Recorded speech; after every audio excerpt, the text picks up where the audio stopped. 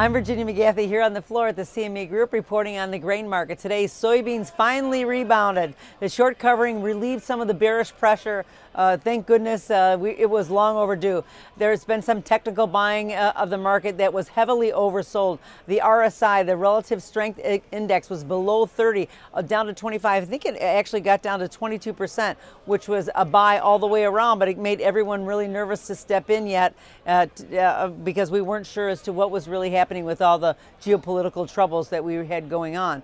But there has been some recovery, and overall the fact that we were up about 15 cents today really sounds great, but it's pretty small in the grand scheme of things of how low we actually went. So we got down to the depths of the lows of 10 years for soybeans. So we haven't seen these numbers in quite a while. So the recovery could be slow as long as the talks with China and the tensions are still going back and forth. So we're going to have to watch that closely. That's going to bring in a lot of volatility, and there is a serious rally could still be far away, even though we're hoping that maybe offering some relief could get the market really start to rolling to the upside. Corn was firm, but really kind of steady today. It seems that competing fundamental news is holding the futures up. There has been better exports from Mexico and Panama. That's a positive, but favorable weather is, capping any real rally possibilities, but holding steady is actually a good thing. It's keeping the market from really declining below the low that we got in a couple of days ago. The decline in the world ending stocks by the U.S. Really helps to hold the market a little bit higher as well. But we're in a consolidation phase, and right here ahead of the weekend, I think everyone's content with the market just going out kind of flat. That's what it looks like that's happening.